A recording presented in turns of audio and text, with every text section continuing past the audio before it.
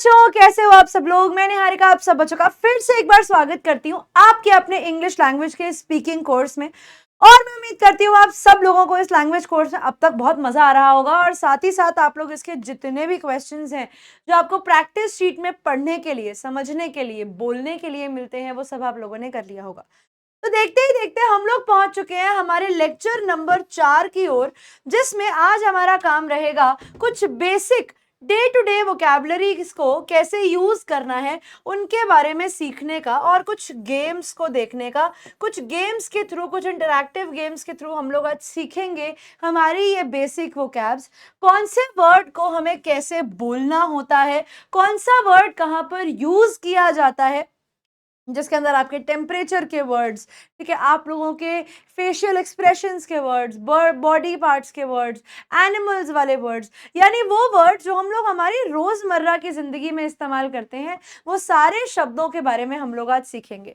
यानी हमारा वर्ड्स के बारे में सीखने का और छोटे छोटे सेंटेंसेस के बारे में सीखने का जो सिलसिला है वो हमारे इस वीक में इस क्लास के साथ खत्म हो जाएगा। इसकी अगली क्लासेस में क्या शुरू होगा, उन क्लासेस के अंदर बच्चे मैं आप लोगों को पहले बता देती हूँ, वो क्लासेस आप लोगों को जहां तक मेरे चांसेस हैं वो आप लोगों को इस हफ्ते के लेट एंड में मिलेंगे, यानी Wednesday, Thursday, Friday, Saturday chances हैं कि आप लोगों के लेक्चर्स आएंगे। टाइम जो है आप लोगों को मैं कम्युनिटी पर अपडेट करवा दूंगी, तो नेक्स्ट लेक्चर्स जो हैं वो आप लोगों को आने वाले हैं और अगले 3 दिन के गैप के बाद। ये इसीलिए किया जा रहा है ताकि आप लोगों को बीच में टाइम मिल जाए अपने कॉन्सेप्ट को रिवाइज करने का, जितना भी किया है उसको वर्बली प्रैक्टिस करने का, क्योंकि इसके बाद हम लोग शुरू करने वाले हैं हमारा सेंटेंस स्ट्रक्चर की क्लासेस, कि जब आप अपना वाक्य बोलते हैं, जब आप किसी से बात करते हैं, तब आप कैसे तरीके के सेंटेंसेस का यूज करेंगे। तो अब हमें क्या करना है, जैसा कि मैंने बताया, आज हम लोग बेसिक वोकैब्स सीखने वाले हैं। अब ये वोकैब्स क्या होती हैं, ये वोकैब्स क्या होती हैं, पहले ये समझ लीजिए। तो कई लोगों के हिसाब से वोकैब्स होते हैं वर्ड्स। वर्ड्स क्या, वर्ड्स को वोकैब्स कहा जाता है? नहीं, ये वोकैब्स जो है ना, ये वोकैब्युलरी वर्ड से आता है। वोकैब्युलरी वर्ड से ये वर्ड आता है वोकैब्स। और इसका मतलब क्या होता है? वोकैब्युलरी का मतलब होता है group of words, range of words. यानी आपके पास बहुत सारे अलग अलग जब वर्ड्स की एक लिस्ट हो जाती है, तब हम कहते हैं कि वो हमारी वोकैबुलरी है। तो वोकैबुलरी होने का मतलब ये नहीं है कि आपको एक सिंगल शब्द आता है। वोकैबुलरी अच्छी होने का मतलब ये है कि आपको बहुत सारे अलग अलग तरीके के शब्द आते हैं। अब आप इस वर्ड को कैसे बोलते हो? आप इस वर्ड को बोलते हो वोकैबुलरी। वोकैबुलरी, वोकैबुलरी करके आप इसे बोलते हैं, और इसको हम बोलते हैं वोकैब्स। इसे क्या बोला जाता है? इसे बोला जाता है वोकैब्स। एक बच्चा कह रहा था कि मैम हर चीज हिंदी में लिख दीजिए, समझ में नहीं आती है। तो बच्चे लो, जितना पॉसिबल हो पाएगा आप लोगों के लिए चीजों को हिंदी में लिख देंगे, ताकि आपको सारे वर्ड्स की स्पेलिंग जो है वो आ जाए। ठीक है, इसे हम वोकैब्स बोलते हैं, वोकैब्स और वोकैबुलरी। ठीक है, आप लोगों को क्या करना है, आपको अपनी वोकैबुलरी ठीक करनी है, या आपको अपनी वोकैब्यूलरी, ब्यूलरी भी बोल सकते हो, आपको अपनी वोकैबुलरी ठीक करनी है या अपनी वोकैबुलरी ठीक करनी है। ठीक है, तो अब हम लोग किस पे मेहनत करने वाले हैं? हम लोग वोकैबुलरी पे मेहनत करने वाले हैं। लास्ट क्लास में हमने फ्रेजेस और कुछ कम्युनिकेशन टिप्स देखी थी, है ना। हम लोगों ने लास्ट क्लास में क्या देखा था? लास्ट क्लास में हमने कुछ कम्युनिकेशन टिप्स देखी थी, चीजों को कैसे बोलना है वो देखा था। आज हम लोग क्या देखने वाले हैं? आज हम लोग बेसिक, क्या देखने वाले हैं? आज हम लोग बेसिक वोकैब्स जो है वो देखने वाले हैं। सिंपल चीजें जो है आज हम वो देखने वाले हैं। बेसिक का मतलब क्या होता है? बेसिक का मतलब होता है सिंपल। तो आज हम लोग सिंपल वोकैबुलरी पढ़ने वाले हैं। यहां पर मैं आपको कुछ शब्द दिखा रही हूं स्क्रीन के ऊपर। यहां पर आप कुछ शब्द देख रहे हैं अपनी स्क्रीन के ऊपर, और सबसे पहला हम लोग क्या पढ़ने वाले हैं? सबसे पहला हम लोग पढ़ने वाले हैं वेदर कंडीशंस। ठीक है, सबसे पहले हम लोग सीखने वाले हैं वेदर कंडीशंस के ऊपर बोले जाने वाले कुछ शब्द। यानी आपको अपने मौसम को देखकर, मान लो किसी ने आपसे पूछ लिया कि यार आज कैसा दिन है, what kind of a day it is, तो आप कैसे जवाब दोगे? अगर मान लो दिन में फॉग है, फॉग का मतलब होता है धुंध, और इसे कैसे बोला जाता है? इसे आप लोग बोलते हो फॉग। इसे आप लोग बोलते हो फॉग। अगर फॉग है तो मौसम कैसा होगा? मौसम होगा फॉगी। मौसम कैसा होगा? फॉगी। अगर बादल है, अगर क्लाउड है, या आप लोगों को मैं एक एक बेटा एक एक चीज लिखना मुश्किल हो जाता है। मैं जितना इसका ट्रांसलेशन लिख सकती हूँ, उच्चारण लिख सकती हूँ, ट्रांसलेशन के साथ उच्चारण थोड़ा सा मुश्किल हो जाता है। तो यहां पर क्लाउड, क्लाउड यानी बादल, ठीक है। क्लाउड, तो यहाँ पर ये क्लाउड है, तो आसमान कैसा हो जाएगा, ये हो जाएगा क्लाउडी। क्या नहीं, क्ला क्ला लिखना था, क्ला, क्लाउड, क्लाउडी, तो आसमान कैसा हो जाएगा, क्लाउडी। अगर ठंड का मौसम है, कोल्ड मौसम है, कोल्ड, ठीक है, अगर कोल्ड मौसम है तो दिन कैसा होगा, तो दिन होगा it is a very coldy day, यार बहुत ठंडा दिन है। अगर आइस है, आइस यानी बर्फ, आइस,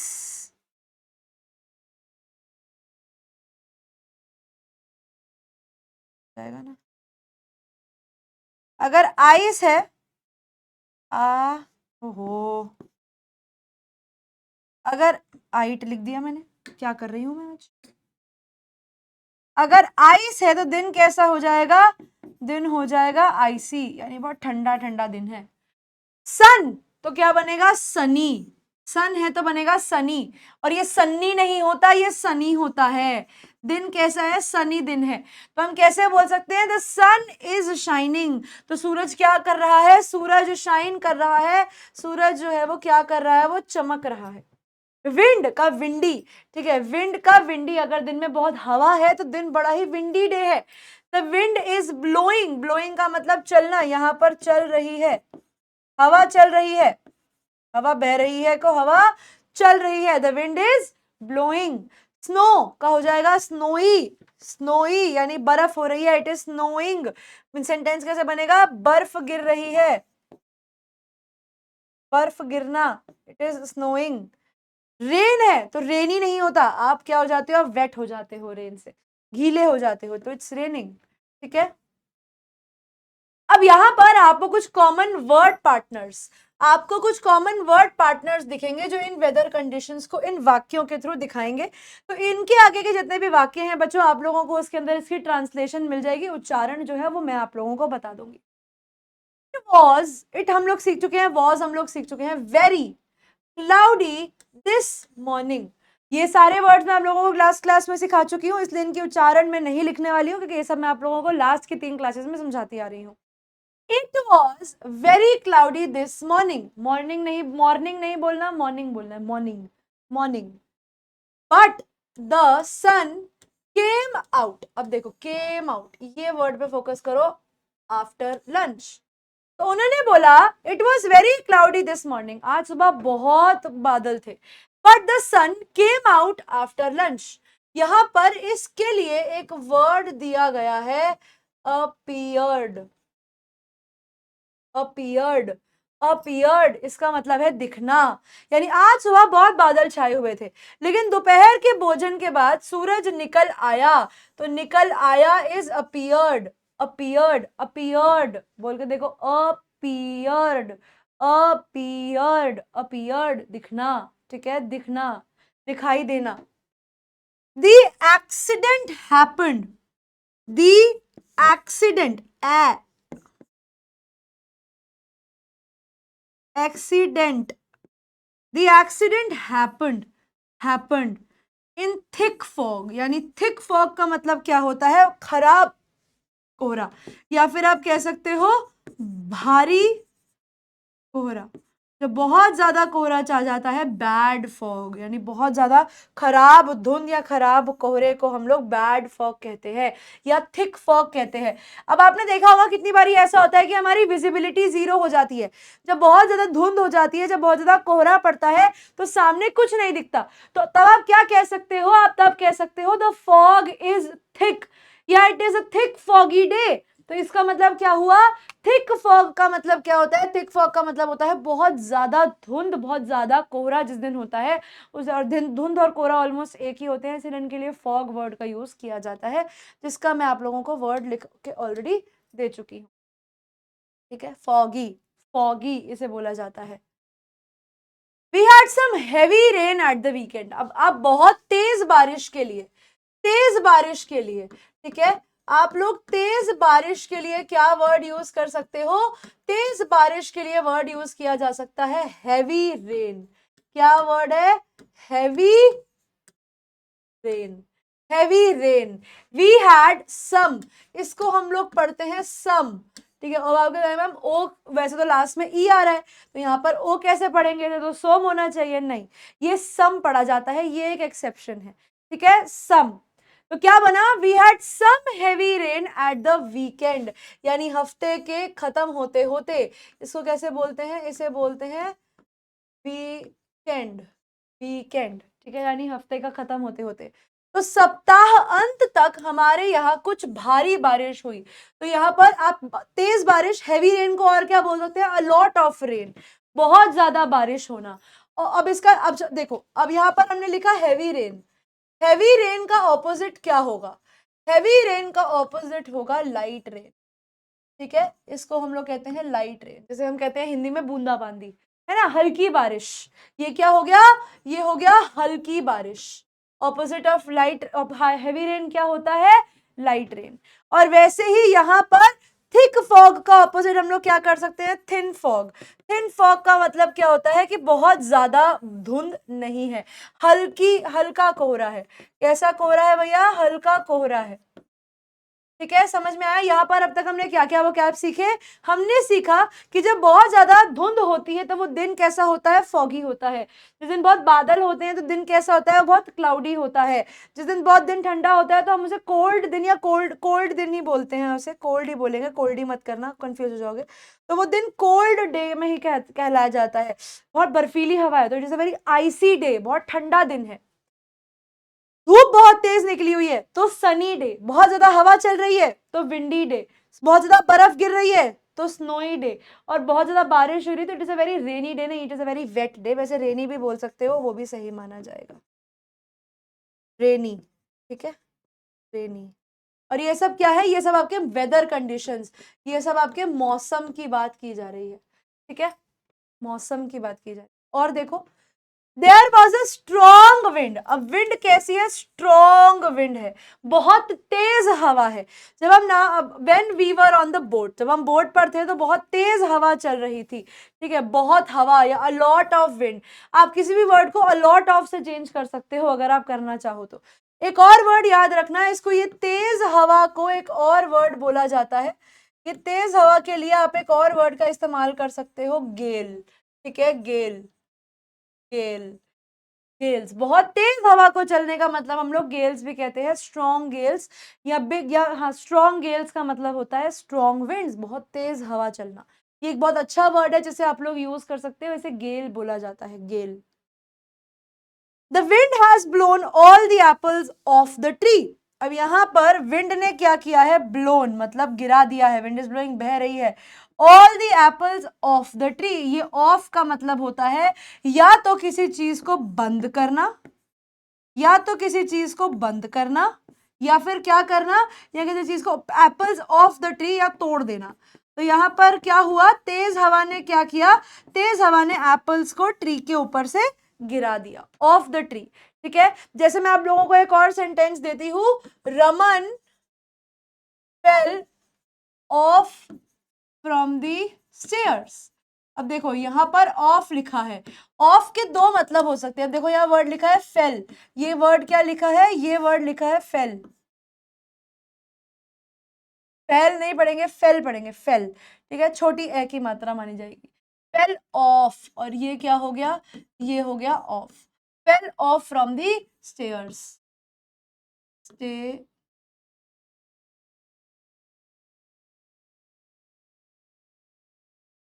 ठीक है। मैं उम्मीद कर रही हूं यहां तक आप लोगों को चीजें समझ में आ गई हूँ। ये तो थे कुछ वेदर में यूज किए जाने वाले वर्ड्स। रेन्स और स्टॉर्म के लिए आप लोग क्या वर्ड और यूज कर सकते हो, बारिश के लिए और तूफान के लिए और क्या क्या वर्ड यूज किए जा सकते हैं। हैवी रेन के लिए यानी भारी बारिश के लिए हम लोग वर्ड यूज कर सकते हैं जैसे पोर, जैसे पोर विद रेन, ठीक है। बहुत ज्यादा बारिश होने के लिए हम लोग क्या वर्ड यूज कर सकते हैं, पोर विद रेन। ये वर्ड को हम लोग पावर नहीं बोलते, पोर बोलते हैं। पोर विद रेन यानी बहुत ज्यादा बारिश आना, मूसलाधार बारिश आना, ठीक है, जैसे बारिश के साथ डालना। For short periods of light and heavy rain we use the word shower, इसे हम बोलते हैं शावर नहीं बोलते, याद रखना ये शावर नहीं होता, ये होता है शार। अगर ऐसी बारिश हो रही हो कि थोड़े थोड़े टाइम पर शॉर्ट पीरियड्स, ठीक है, इसे शॉर्ट बोलेंगे, शॉर्ट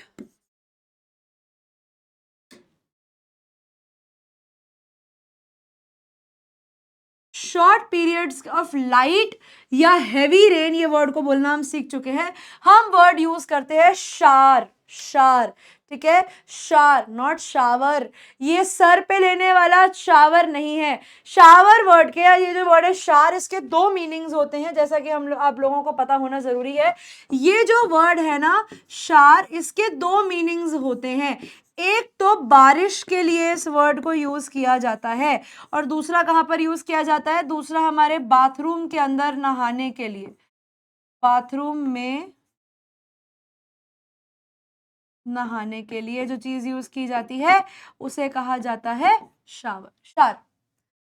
तो बारिश जब धीरी हो जाए, तेज हो जाए, तेज हो जाए, धीरी हो जाए, तब क्या होता है, तब होता है शार, कि वहां पर शार आ रहा है, ठीक है, इट इज शारिंग। तो इस शारिंग का मतलब होगा इट इज शावरिंग, तो इसका मतलब होगा वहां बारिश हो रही है, और बारिश हल्की तेज के बीच में चेंज हो रही है। ये कुछ ऐसे वर्ड्स हैं जो हम अपनी रोजमर्रा की जिंदगी में इस्तेमाल कर सकते हैं और होते भी हैं, ठीक है।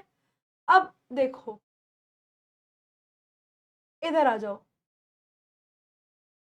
We had a couple of heavy light showers this morning. Example में देखो कि हमारे पास क्या था, कपल ऑफ, यानी हल्के हल्के शावर्स चल रहे थे।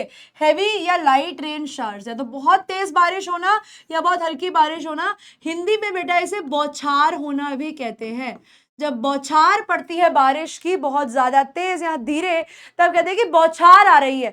तो बौछार आने को क्या कहते हैं, बौछार आने को कहते हैं बेटा शार आया, बारिश का शार आ रहा है।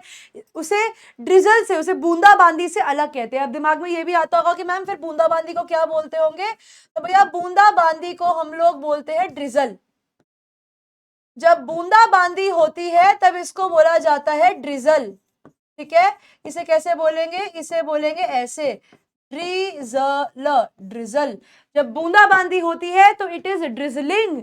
जब बहुत हल्की बारिश हो रही है, तेज बारिश हो रही है, जब बारिश की बौछार आ रही है, तब हम बोलते हैं इट इज शारिंग, ठीक है। तो ये वो अलग अलग वर्ड्स हैं जो आप लोग अपने वोकैबुलरी में यूज कर सकते हो। और देखो, a period of hot weather sometimes ends with a thunderstorm. कभी कभी क्या होता है, गर्मी का मौसम जो है वो थंडरस्टॉर्म में एंड होता है। थंडरस्टॉर्म, थंडर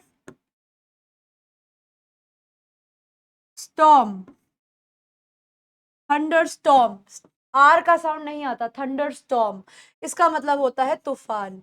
जब तूफान आता है यानी थंडरस्टॉर्म आ रहा है। First it becomes very humid, पहले बहुत ज्यादा क्या हो जाता है, ह्यूमिड हो जाता है, ह्यूमिड। ये ह्यूमिड का मतलब क्या होता है, ह्यूमिड का मतलब होता है जब हवा में बहुत ऐसा, आप उसे कहते हो क्या कहते हैं, मेरे दिमाग में वर्ड आया था, हुमस, हुमस। जब मौसम में बहुत ज्यादा हुमस हो जाती है तब हवा कैसी हो जाती है, ह्यूमिड हो जाती है। ह्यूमिड हवा का मतलब होता है ऐसी हवा जो बड़ी गरम गरम चिपचिपी सी होती है ना, उसे कहते हैं ह्यूमिड एयर, या उस मौसम को कहा जाता है ह्यूमिडिटी, ठीक है। जब मौसम में बहुत ज्यादा हुमस का मौसम होता है तब उसे बोला जाता है ह्यूमिडिटी। क्या बोलते हो तुम, उसे बोलते हो ह्यूमिडिटी, ठीक है, ह्यूमिडिटी। ये वर्ड्स मैं चाहती हूं आप लोग प्रैक्टिस करो डे टू डे में, ताकि आप लोगों को समझ में आए कि कौन सा शब्द कहां पर यूज किया जाता है। मैं उम्मीद कर रही हूं यहाँ पर टेम्परेचर आप लोगों को जो वेदर है वो क्लियर होगा, क्योंकि अब अगले हम लोग सीखने वाले हैं टेम्परेचर के वर्ड्स को क्या कहा जाता है। अलग अलग टेम्परेचर के बारे में सीखेंगे। अब आप लोगों को कभी कभी, क्योंकि हम लोग क्या करते हैं, हम गर्म चीज को हॉट बोल देते हैं, ठीक है, हम गर्म चीज को वार्म बोल देते हैं, लेकिन हॉट में और वार्म में फर्क होता है। वैसे ही चिली और कोल्ड में फर्क होता है। तो हमारे पास अलग अलग वर्ड्स होते हैं और हर अलग वर्ड का अपना एक अलग मीनिंग होता है, तो वही मीनिंग हम लोगों को आज सीखना है, ठीक है। अब हम लोग किस पे बात करने वाले हैं, अब हम लोग बात करने वाले हैं टेम्परेचर पर। याद रखना, जब TURE लिखा जाए कहीं पर भी तो इसको भी आप लोग चर पढ़ते हो। तो ये वर्ड क्या बना, ये बन गया टेम्परेचर, टेम्परेचर, ठीक है, हम किसके बारे में पढ़ने वाले हैं? टेम्परेचर के बारे में पढ़ने वाले हैं, तापमान के बारे में पढ़ने वाले हैं। तापमान कैसा होता है और कैसे नापा जाता है। अब आपके पास एक स्केल है, एक तरफ आपके पास 40 डिग्री सेल्सियस है और एक तरफ आपके पास 10 डिग्री सेल्सियस बिलो जीरो यानी -10 डिग्री है। तो देखो, एक होता है जब सेंटर में हो तब आप उसे कहते हो नॉर्मल टेम्परेचर यानी सामान्य तापमान, नॉर्मल टेम्परेचर। अब मान लो कोई ऐसी चीज जो कि ना तो गर्म है, how hot and how cold it is, कौन सी चीज कितनी गर्म है और कितनी ठंडी है। अब याद रखना ये जो वर्ड है हॉट और कोल्ड, ये वैसे आप लोगों को पता होगा ये एक दूसरे के ऑपोजिट वर्ड्स है, एक दूसरे के विपरीत शब्द माने जाते हैं।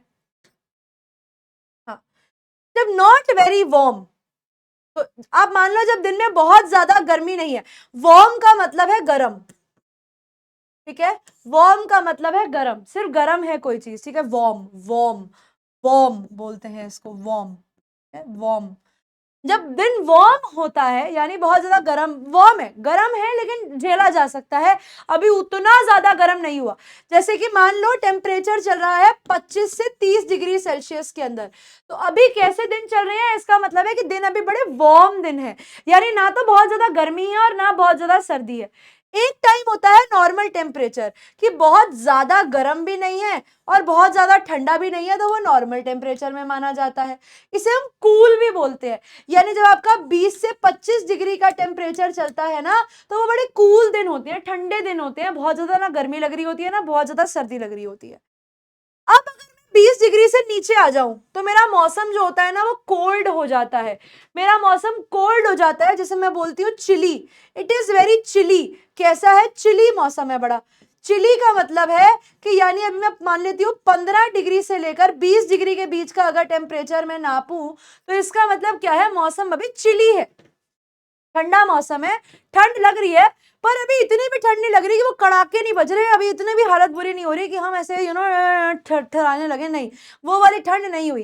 तो ऐसे मौसम को हम लोग बोलते हैं चिली।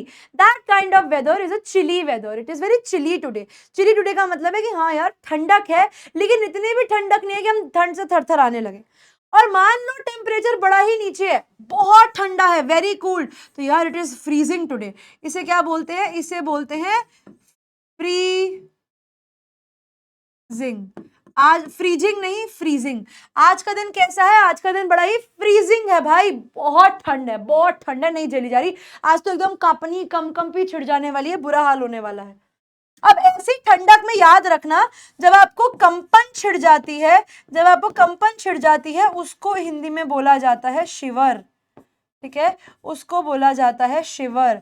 तो आपको जब ठंड लगती है तब आप शिवर करते हो, कंपन जब शरीर में उठती है यानी आप शिवर कर रहे हो, आपको ठंड लग रही है, आप शिवर कर रहे हो, ठीक है।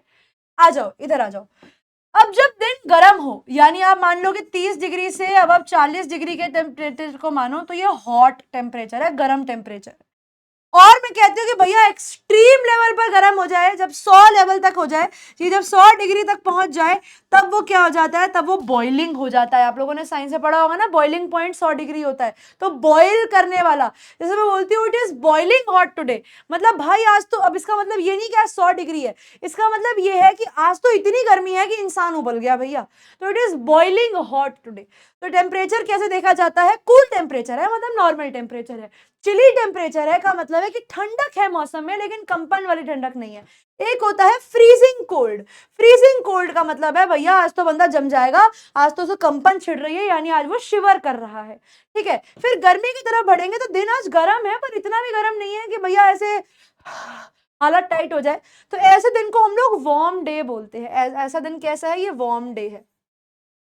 वैसे ही it is a hot day. अब जब गर्मी है यार, आज गर्मी है, इट्स अ हॉट डे, भैया आज तो इट इज बॉइलिंग हॉट, आज तो मैं उबल जाऊंगा, इतनी गर्मी है। जब टेम्परेचर आपका 40 डिग्री से क्रॉस कर जाए, 40 डिग्री प्लस हो जाए और 100 डिग्री तक जाए तो वो बॉइलिंग हो जाता है, इससे यार गर्मी नहीं झेली जा सकती, ठीक है। तो आई होप यहाँ पर आपको ये टेम्परेचर के वर्ड्स भी समझ में आए होंगे। देखो अब कूल, अब कूल कैसा हो सकता है? कूल इसे कहा जाता है कूल। ये कूल कैसा हो सकता है? Cool can either mean slightly cold, इसको बोलते हैं स्लाइटली। स्लाइटली कोल्ड, कूल का मतलब है कि थोड़ा बहुत ठंडा हो सकता है।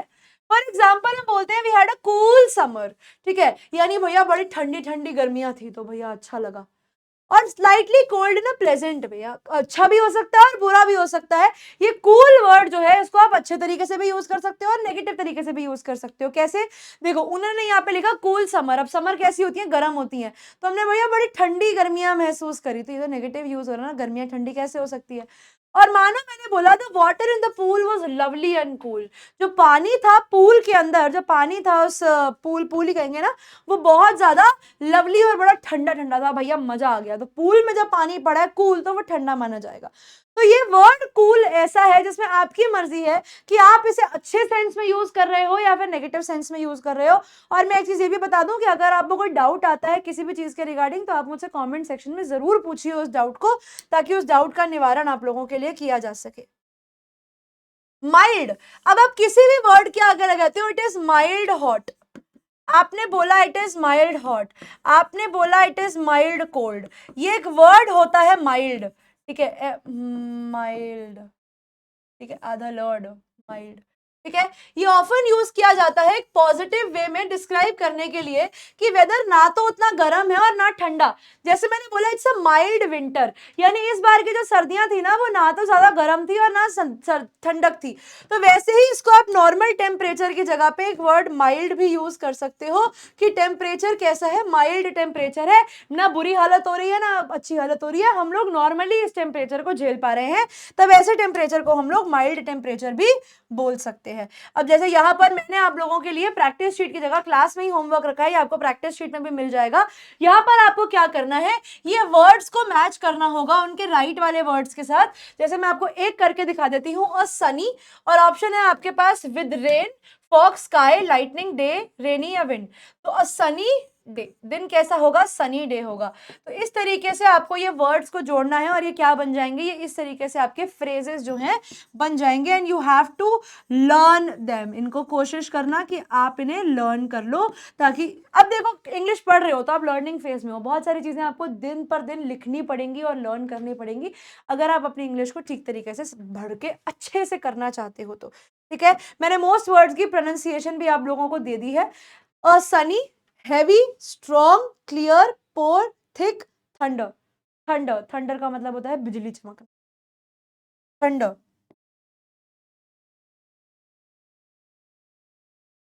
इसमें र की साउंड गायब होती है, इसका मतलब होता है बिजली। क्लियर है? चलिए आगे बढ़ते हैं, आगे बढ़ते हैं। ये देखिए यहाँ पर ये भी आप लोगों के लिए एक होमवर्क रहेगा जिसके अंदर आपको इसके ऊपर कुछ सेंटेंसेस बनाने होंगे। जैसे देखो इट इज फॉगी, अब दिन में बड़ी धुंध धुंध सी है तो it is foggy. It is cloudy, I am slipping, मैं गिर गई, ठीक है। इट इज, ये कैसा है, ये बहुत ठंडा दिन है, यहाँ पे बताओगे it is dash, it is dash. तो आपने जितने भी मौसम सीखे उनके अनुसार आपको इन सेंटेंसेस को यहाँ पर बनाना होगा, ठीक है। अब आ जाइए एक और एक्टिविटी के ऊपर, अब आते हैं हमारी तीसरी पार्ट के ऊपर, जब हमें सीखना है हमारे अलग अलग बॉडी पार्ट्स के बारे में, ठीक है। Now we have to learn about our different body parts. अब आपको लगेगा कि मैम ये तो हमें आता है, बट कभी कभी ना हम लोग बहुत सारे बॉडी पार्ट्स में कंफ्यूज हो जाते हैं, ठीक है। अब कभी कभी क्या होता है, हम लोग हमारे बॉडी पार्ट्स में कंफ्यूज हो जाते हैं, तो अब हमें क्या करना है, हमें हमारे आउटर बॉडी के जितने भी पार्ट्स हैं उनको क्लियरली समझ लेना है। अभी हम बायोलॉजी में नहीं जाने वाले हैं, हम बस ये सीखने वाले हैं कि कौन से बॉडी पार्ट को क्या बोला जाता है। क्योंकि कभी कभी आपको लगता है कि किसी ने पूछा कि भाई यार मेरे माथे पे खुजली हो रही है, तो मैं माथे को इंग्लिश में क्या बोलूंगा, मुझे वो वर्ड आना बहुत जरूरी है। तो ये कुछ ऐसी बेसिक वोकैबुलरी है जो हर बच्चे को पता होनी जरूरी है। मैं मानती हूँ ये चीज आपको पता होगी, लेकिन बीइंग अ टीचर ये मेरी ड्यूटी है कि मैं आप लोगों को सारी इन्फॉर्मेशन दूं, क्योंकि इसके ऊपर अभी हम जो एक्टिविटी करेंगे, इसके ऊपर अभी जो आप लोगों के पास सेंटेंसेस आएंगे, अभी देखने वाले हैं हम लोग हमारी बॉडी पार्ट्स के बाद इनके जो मूवमेंट्स हैं इनको बस एक बार ग्लांस करेंगे, देखेंगे क्या क्या है। ग्लांस का मतलब होता है देखना। मैं लिख देती हूँ मैंने जो वर्ड यूज किया है, मैंने वर्ड यूज किया है ग्लांस, इसको मैं बोलती हूँ कुछ ऐसे, ग्लांस, और इसका मतलब होता है देखना, ठीक है। तो अब हमें सीखना है पार्ट्स ऑफ बॉडी के बारे में। तो हमारी जो आउटर पार्ट ऑफ बॉडी है वो स्किन से कवर्ड है। किससे कवर्ड है भैया? स्किन से कवर्ड है, यानी हमारे स्किन पर, हमारी बॉडी पर मांस है। Too much sun is bad for your skin, बहुत ज्यादा सूरज जब आपकी स्किन पे लगेगा तो आपकी स्किन खराब हो जाएगी, इसीलिए एक रिक्वेस्ट है सनस्क्रीन लगाया करो, सब बच्चे लगाया करो। चलो अब एक बार बॉडी पार्ट्स देख लेते हैं। हम सब लोगों को पता है ये चीजें, पर फिर भी देख लेते हैं। हमारा माथा, हमारा जो माथा होता है उसे फोरहेड कहा जाता है। हमारे जो गाल हैं उन्हें बोला जाता है चीक, चीक, ठीक है। हमारे जो होंठ होते हैं उन्हें बोला जाता है लिप्स।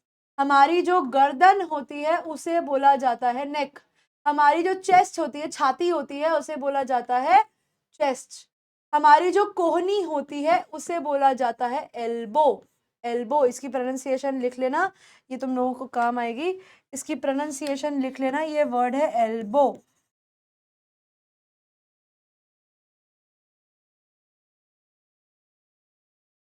एल्बो, ठीक है। इसे बोला जाता है वेस्ट, WAIST, WAIST, इसे बोला जाता है वेस्ट यानी कमर। ये क्या है? ये हमारी कमर है, ये कमर है। दिस इज बॉटम, ये हमारे शरीर का बॉटम है। बॉटम मतलब हमारे शरीर का लोअर हिस्सा। ये है हमारे हिप्स यानी कूल्हे। ये होते हैं हमारे नी यानी घुटने। और ये है हमारे एंकल, एंकल, एंकल यानी हमारे टखने। अब कुछ और एक्स्ट्रा बॉडी पार्ट्स यहां सीख लेते हैं। हमने देखा चिन, ठोडी, चिन, चिन, ठीक है, इज ठोडी, ठीक है। शोल्डर, कंधे,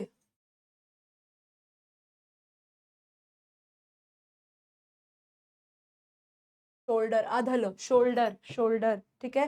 दिस इज ब्रेस्ट, छाती। रिस्ट, कलाई। अब इसको याद रखना है, ये रिस्ट है, रिस्ट, रिस्ट।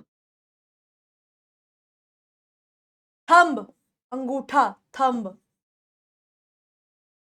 टो, पैर। हील, एड़ी, हील, ठीक है, क्लियर है। ये तो हो गए हमारे बेसिक बेसिक बॉडी पार्ट्स। इन्हें कैसे प्रोनाउंस करना है वो हम लोगों ने सीख लिया है। अब आ जाते हैं कुछ और बॉडी पार्ट को देखने के लिए, ठीक है। अब आते हैं इनकी मूवमेंट्स पर। जब आप किसी भी चीज को मूव करते हो तब आप उसे कैसे बोलते हो, ठीक है। अब आप अपने बॉडी के किसी भी पार्ट को मूव करेंगे तब आप उसे कैसे बोलेंगे? पीपल ब्रीद, ये वर्ड है ब्रीद। ह नहीं बोलेंगे, द बोलेंगे। People breathe through their nose. हम किसके थ्रू ब्रीथ करते हैं? नाक के थ्रू ब्रीथ करते हैं। तो यहाँ पर हम वर्ड के मीनिंग्स भी समझ रहे हैं और उनके साउंड भी। एंड माउथ, माउथ, मौथ नहीं है, माउथ है, mouth.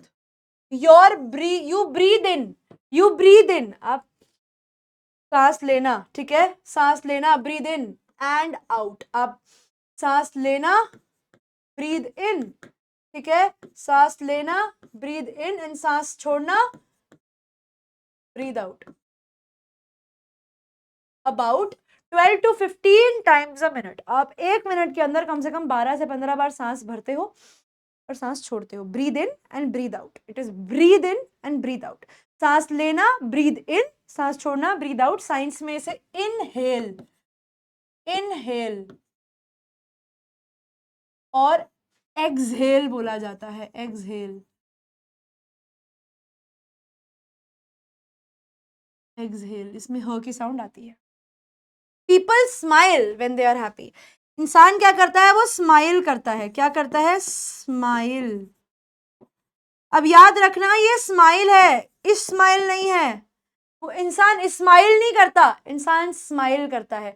A person smiles and not smiles, ठीक है। व्हेन देयर, अब देखो ये वर्ड दिया देयर। अब इसको आप लोगों को लिखा, ये इस वर्ड का शॉर्ट फॉर्म है। दे आर को हम लोग शॉर्ट फॉर्म में देयर लिखते हैं। दे आर हैप्पी, जब वो इंसान हैप्पी होता है। And sometimes smile at people, किसी को देखकर मुस्कुराना।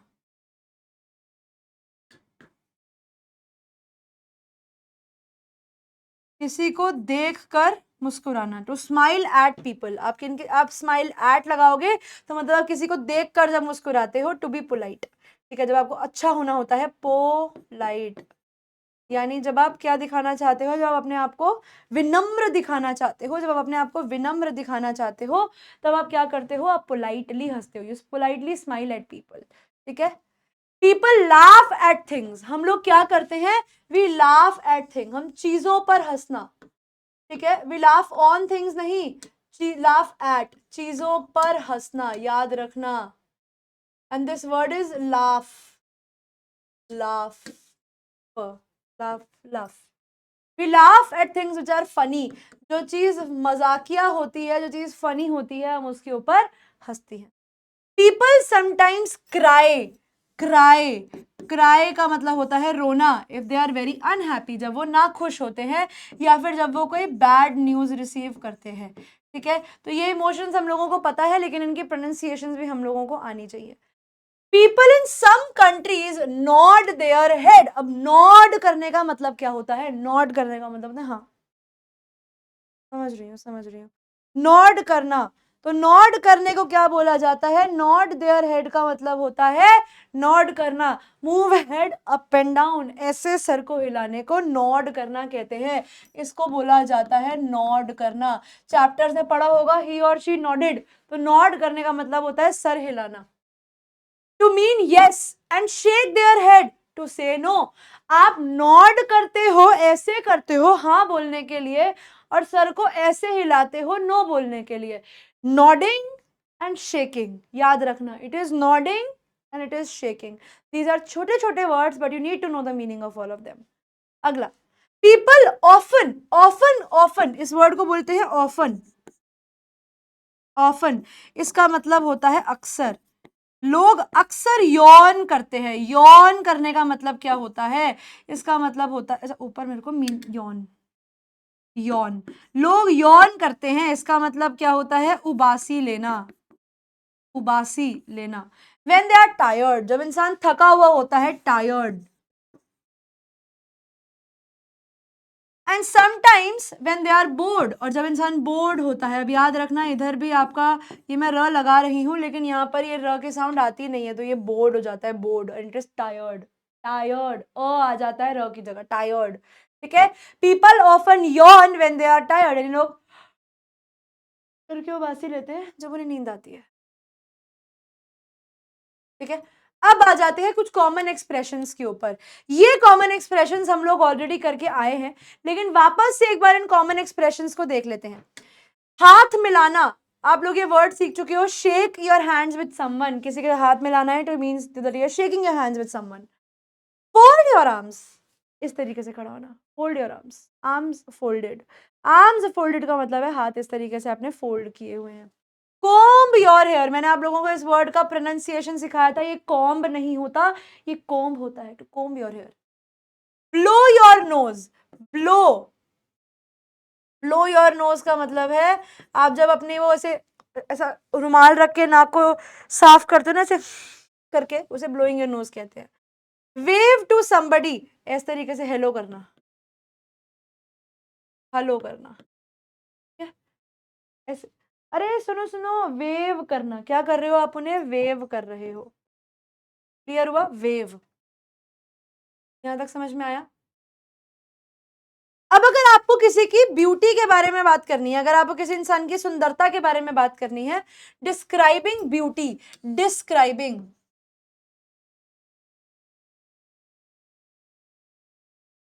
Describing beauty. अब आपको किसी की अपीयरेंस, ये वर्ड मैं आप लोगों को सिखा के आई थी. अपीयर्ड सीखा था ना, अपीयर्ड. अपीयरेंस, अपीयरेंस का मतलब होता है शक्ल सूरत.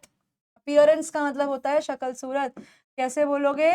Appearance, appearance, appearance. यह का साउंड कम आता है, लेकिन your appearance is the way you look. Appearance क्या है? आपकी शक्ल सूरत क्या है? वो दिखाती है कि आप कैसे दिखते हो. And we sometimes use different words to talk about beauty. हम ब्यूटी के बारे में, किसके बारे में भैया? ब्यूटी के बारे में. ब्यूटी के बारे में जब बात करते हैं इन men and women, it is not woman, it is women. हम किसके बारे में बात करते हैं? हम मेन एंड विमेन के बारे में बात करते हैं. हम अपीयरेंस क्या है? अपीयरेंस वो तरीका है कि आप कैसे दिखते हो. और हम अलग अलग वर्ड्स यूज करते हैं ब्यूटी के बारे में बताने के लिए of main and women. It is not woman, it is women. Women can be attractive. अब लड़कियां कैसी होती हैं? लड़कियां हैंडसम नहीं होती. याद रखना कि no girl can be handsome, ठीक है, and no boy can be pretty. Pretty word लड़कियों के लिए यूज किया जाता है. विमेन कैन बी अट्रैक्टिव, आकर्षक, इसका मतलब होता है आकर्षक, और अट्रैक्टिव, अट्रैक्टिव, अट्रैक्टिव और गुड लुकिंग। लड़की सुंदर हो सकती है, अट्रैक्टिव हो सकती है, नाइस टू लुक एट, जिसको देखकर बड़ा अच्छा लगे। And we often use word pretty to describe a girl, और हम प्रिटी जैसा वर्ड जो है, प्रीति नहीं, याद रखना, प्रिटी जैसा वर्ड यूज करते हैं एक लड़की को डिस्क्राइब करने के लिए, एक लड़की को दिखाने के लिए। वी यूज ब्यूटिफुल या गॉर्जियस, ठीक है, लेडीज के लिए, लड़कियों के लिए हटके, अब एक विमेन के लिए जब यूज करते हो, ये लड़की के लिए यूज किया जाता है, और ये लेडीज के लिए यूज किया जाता है, यानी औरतों के लिए, महिलाओं के लिए यूज किया जाता है gorgeous, gorgeous, gorgeous, you are gorgeous women. अब देखो, बच्चा गॉर्जियस नहीं हो सकता, एक यंग लड़की गॉर्जियस नहीं हो सकती, गॉर्जियस औरतें होती हैं, ठीक है। गॉर्जियस इज अ वर्ड जो एज के साथ लगता है, बच्चों के साथ गॉर्जियस नहीं होता। हम लोग अक्सर इस वर्ड को गलत यूज करते हैं। एंड आर वेरी अट्रैक्टिव, जो औरतें बहुत सुंदर होती हैं उनके लिए आप क्या वर्ड यूज करते हो, gorgeous. Man can be attractive and good looking, लड़के जो अट्रैक्टिव हैं और अच्छे दिखने वाले हैं उन्हें आप हैंडसम बोलते हो, हैंड पंप नहीं बोलना जेठालाल की बीवी की तरह, हैंडसम, हैंडसम। लड़के कैसे होते हैं, हैंडसम होते हैं, हैंडसम होते हैं, हैंड पंप नहीं होते। इफ मैन आर अट्रैक्टिव, अब अगर लड़कों की जगह मैन अट्रैक्टिव है तो हम उन्हें गॉर्जियस बोल सकते हैं या वेरी गुड लुकिंग बोल सकते हैं, this a gorgeous man, but नहीं, ब्यूटीफुल नहीं हो सकते। ब्यूटीफुल सिर्फ लड़कियां होती हैं, ओनली फीमेल्स के लिए यूज किया जाता है ये वर्ड। अब ब्यूटीफुल आदमी नहीं होते, आदमी ब्यूटीफुल नहीं होता, आदमी हैंडसम होता है, आदमी स्मार्ट होता है, ठीक है, आदमी स्मार्ट होता है, आदमी हैंडसम होता है, आदमी गॉर्जियस होता है, आदमी अट्रैक्टिव होता है। मैन बल्की होते हैं, बल्की का मतलब होता है चौड़े जो होते हैं, बड़े से हट्टे कट्टे होते हैं ना, बल्की, हट्टे कट्टे चौड़े आदमी होते हैं, बल्की मैन होते हैं, ठीक है। ऐसे ऐसे वर्ड्स आप लोग यूज कर सकते हो लोगों के लिए जब आप उन्हें डिस्क्राइब करते हो। अब जैसे मैं आप लोगों को एक बात बताऊं, इसके अंदर ये लैंग्वेज हेल्प, ये बहुत जरूरी है। देखो, हमें पता है कि ब्यूटीफुल का जो ऑपोजिट होता है, विपरीत शब्द होता है, वो अगली है। क्या वर्ड है, अगली, अगली, है ना। लेकिन आप किसी के मुंह पर जाकर बोलो कि भाई तू अगली है, तो वो गलत हो जाता है।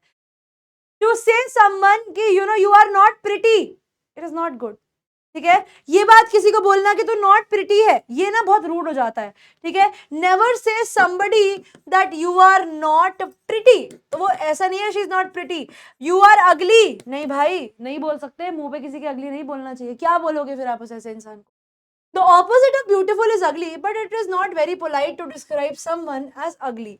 तो आप किसी भी इंसान को मुंह पे बोलो कि भाई तू तो बड़ा ही अगली दिखता है, नहीं, ऐसा नहीं बोलना। ऐसे के लिए आप एक वर्ड यूज कर सकते हो, आप उसे बोल सकते हो कि भाई तू ऑर्डिनरी दिखता है। इसे मुंह पे नहीं बोलना चाहिए वैसे किसी के भी। ऑर्डिनरी वर्ड है, ऑर्डिनरी, ऑर्डिनरी, ऑर्डिनरी, तो नॉट स्पेशल या डिफरेंट, बहुत ज्यादा सुंदर नहीं है, साधारण इंसान है।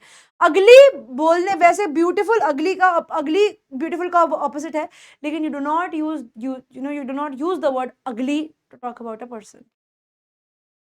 It is also isn't polite to say someone कि भाई तू मोटा है, तू फैट है, फैट वर्ड नहीं होता सही। You can say that you are overweight, तुम उसे बोल सकते हो कि तुम थोड़े से ओवर वेट हो गए हो, ओवरवेट हो गए हो तुम थोड़े से कर्वी हो गए हो, कर्वी, कर्वी, कर्वी का मतलब होता है तुम्हारा जो शरीर है वो थोड़ा सा ऐसा ऐसा कर्व में आ गया, चौड़े हो गए हो थोड़े से। किसी को भी मोटा नहीं बोलता डायरेक्टली, ठीक है। You can see the person is overweight, you can see the person is curvy, she is a curvy girl. वो मोटी लड़की है, पता है सबको कि भैया वो मोटी है, तुम्हें बताने की जरूरत नहीं है, लेकिन she is a curvy girl, मतलब कर्वी, यहाँ पे र की साउंड आती है, curvy, she is a curvy girl. इसका मतलब ये हो गया कि वो जो है थोड़ी सी ऐसा, शरीर थोड़े कर्व ज्यादा है, थोड़ा मोटापा ज्यादा है, ऐसा बोल सकते हैं। पर फैट नहीं बोलना चाहिए किसी को कैसे, मतलब कोई तुम्हें आकर काला बोल दे तो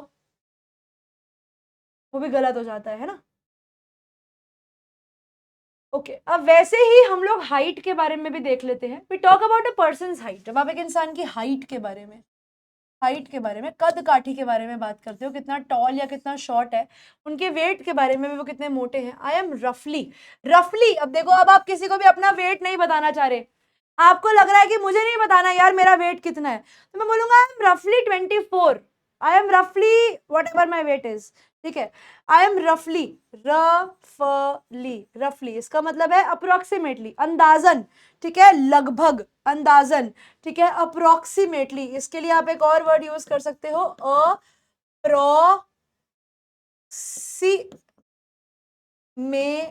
approximately, approximately, approximately 1 metre 80, I weigh just under 80 kilos, and I weight नहीं, यानी आपका वजन है, ये है लंबा, इसका है वजन इतना, ठीक है, वे वजन होना, ये वजन होने के लिए वर्ड यूज किया जाता है,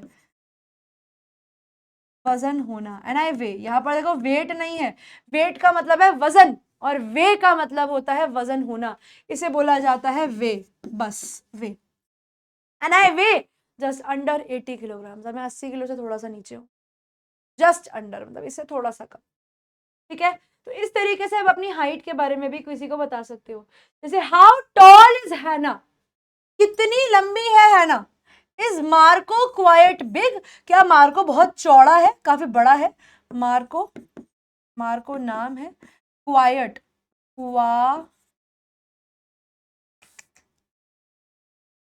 क्वाइट बिग, क्लियर। अब आ जाते हैं हमारे लास्ट टॉपिक के ऊपर, second last topic, second last topic होता है आप लोगों के हेयर कलर के ऊपर, या किसी के भी बालों के तरीके के ऊपर, कि किसी इंसान के बाल कैसे दिखते हैं। आप मान लो कि आपने गोल्डन कलर के बाल देख लिए, किसी के गोल्डन बाल हैं, तो वो कैसा कलर हो जाता है, उसे हम ब्लॉन्ड बोलते हैं, ब्लॉन्ड, वो हो जाता है ब्लॉन्ड। ये है फेयर, ये तो होगा बिल्कुल जैसे गोल्डन गोल्डन, ये है फेयर वाला, यानी जिसमें ना ज्यादा काला ना ज्यादा गोरा, फेयर, फेयर, फेयर। ये हो गया ब्राउन, ये हो गया डार्क, और ये हो गया ब्लैक। ये बस आपको शेड्स बताने के लिए बताया जा रहा है, ये शेड्स कभी पेपर में नहीं पूछे जाएंगे, रोजमर्रा की जिंदगी में भी इन्हें आप शेड्स के हिसाब से डिवाइड कर सकते हो, ठीक है। देखो अब इसके बाल कैसे है, इसके बाल है सीधे, यानी स्ट्रेट हेयर। अब इसके बाल कैसे है, ऐसे ऐसे ऐसे ऐसे ऐसे हल्के हल्के है, ऐसे है, तो ये क्या हो गया, ये हो गया वेवी, ये क्या हो गया, ये हो गया वेवी, ये मैंने आपको वेवी वाला ऑलरेडी बता दिया था।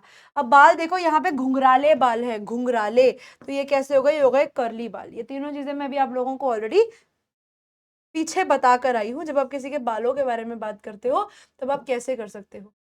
जैसे देखो एक सवाल है, what does Sophia's boyfriend look like, मैंने पूछा कि सोफिया का जो बॉयफ्रेंड है वो कैसा दिखता है, लुक लाइक, लुक लाइक का मतलब क्या है कि आप उसकी अपीयरेंस, आप उसका हाव भाव, आप उसका देखने का तरीका बता सकती हो।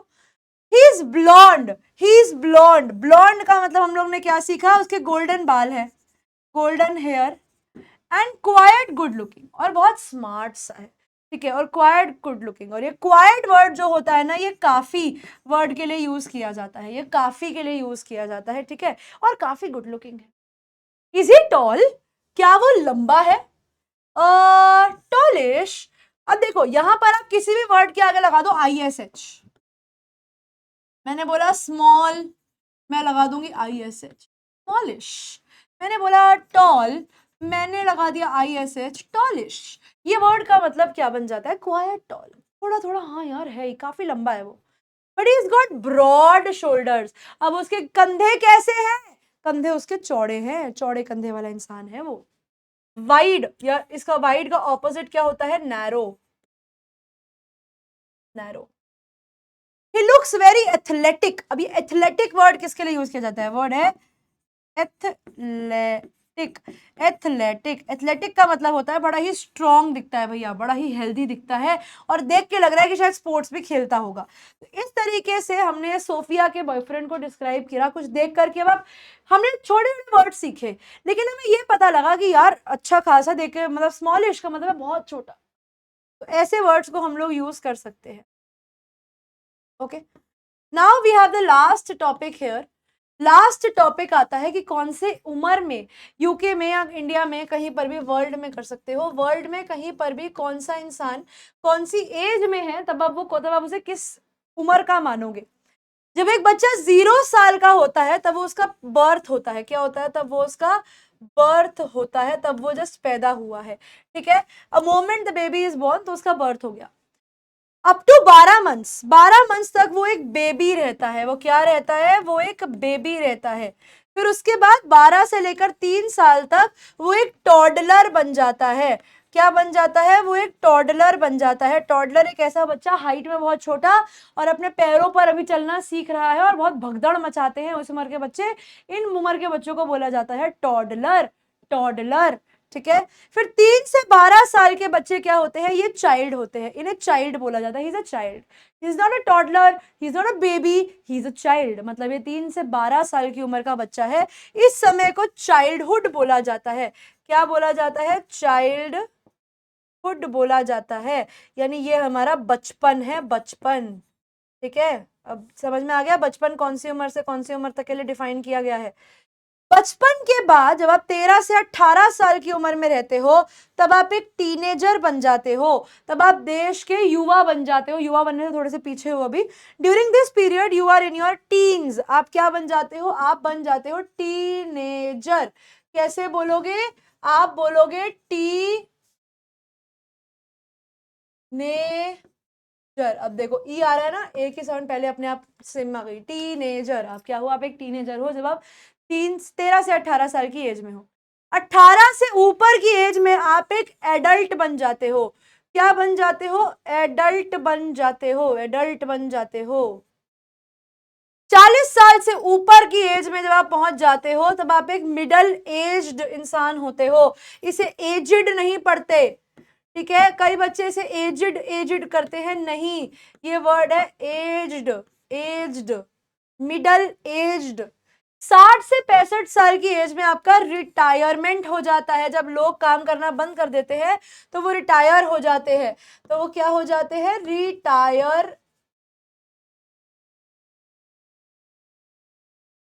रिटायरमेंट, यानी रिटायर।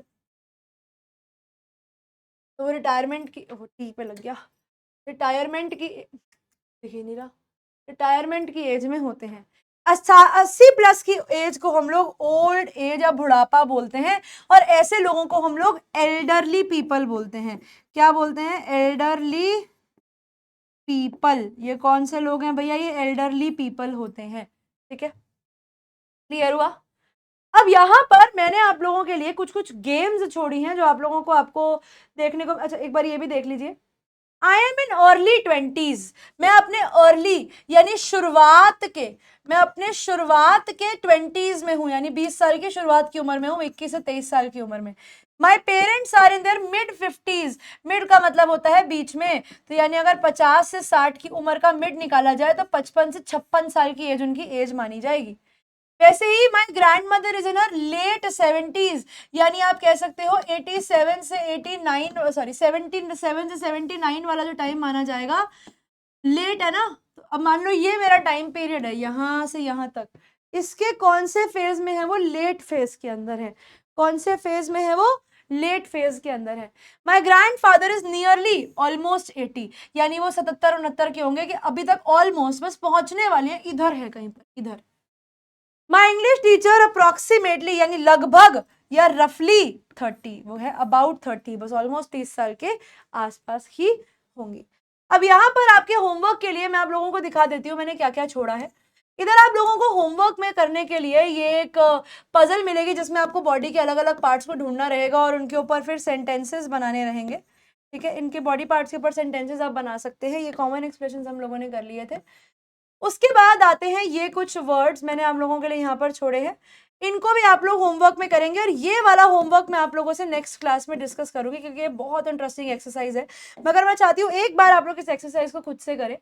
और यहाँ पर ये होमवर्क दिया है और एक ये होमवर्क है और एक ये होमवर्क है, ये स्लाइड भी आप लोगों का होमवर्क है। तो ये सब लोग आप करके रखेंगे अपने होमवर्क में, ये आपको प्रैक्टिस शीट के फॉर्म में देखने को मिल जाएंगी। क्योंकि अगली क्लास में मैं शुरू करने वाली हूं आप लोगों के साथ सेंटेंस स्ट्रक्चर्स। हम लोगों का पहला हफ्ता जिसमें हमने बेसिक वर्ड्स सीखने थे, हमने कुछ चीजें सीखनी थी वो हमने सीख ली हैं। हमने कुछ फ्रेजेस सीख लिए हैं, कुछ छोटे छोटे वर्ड सीख लिए हैं। अगली क्लास से हम लोगों ने बोलना सीखना है कि सेंटेंस बनाने, एक तो पढ़ना, पढ़ना सीख लिया, अब बोलना कैसे है, बनाना कैसे है, दिमाग में कोई बात आई उसे मुँह से निकालना कैसे है, वो सीखना है। अभी तो हमने वो सीखा जो चीज़ें हम लर्न करके भी कर सकते हैं। अब हम वो सीखने वाले हैं जो हमें स्टार्टिंग से करनी होगी। ठीक है? तो हमारा वीक 1 यहाँ पर डन हो जाता है और जैसा कि मैंने आप लोगों को बताया, आपको वीक 2 की जो क्लासेस होने वाली हैं, वो आप लोगों को लेटर हाफ ऑफ वीक 2। अब इसका मीनिंग आप लोग खुद पहचान सकते हैं, लेटर हाफ यानी अगर एक हफ्ता 7 दिनों में बटा हुआ है तो उसके लेटर हाफ के अंदर यानी उसके मंडे ट्यूसडे वेडनेसडे छोड़ दो, थर्सडे फ्राइडे सैटरडे संडे में आप लोगों की क्लासेस जो है आप लोगों को मिलेंगी। Latter half of the second week में आपको क्लासेस मिलेंगी। ये 3 दिन जो आप लोगों को मिल रहे हैं, 3 से 4 दिन जो आप लोगों को मिल रहे हैं, 3 से 4 डेज जो आप लोगों को मिल रहे हैं, इसमें आप लोग सब चीज़ों को रिवाइज करके सारी प्रैक्टिस करके रखिए ताकि अगली आने वाली क्लासेस में इन सब चीज़ों पर दिक्कत हमें ना देखनी पड़े। ठीक है? क्योंकि अगली क्लास से हम लोगों ने सेंटेंसेस बनाना सीखना है, तो अगली क्लास से मैं ये नहीं चाहती आप लोग मुझे ये कहें कि मैम सेंटेंसेस समझ में ही नहीं आए। ऐसा नहीं करना। सारा वोकैब्स हम लोग कवर कर चुके हैं। कुछ भी ऐसा अच्छे वर्ड्स रहेंगे वो मैं आपको अगली क्लास से सिखाना शुरू कर दूंगी जब हम सेंटेंसेस करेंगे, लेकिन वो बहुत आसान वर्ड्स होने वाले हैं। ये कुछ ऐसे शब्द थे जो हम अपनी रोजमर्रा की जिंदगी में यूज करते हैं और आप लोगों को आने चाहिए थे। ठीक है? तो यहीं पर आकर बच्चों हम लोग हमारी क्लास को समाप्त करते हैं। सो थैंक यू ऑल बच्चों आज की क्लास का हिस्सा बनने के लिए। मैं निहारिका आप लोगों को मिलूंगी आपकी अगली क्लास में। तब तक के लिए पढ़ते रहिए, आगे बढ़ते रहिए। Goodbye everyone.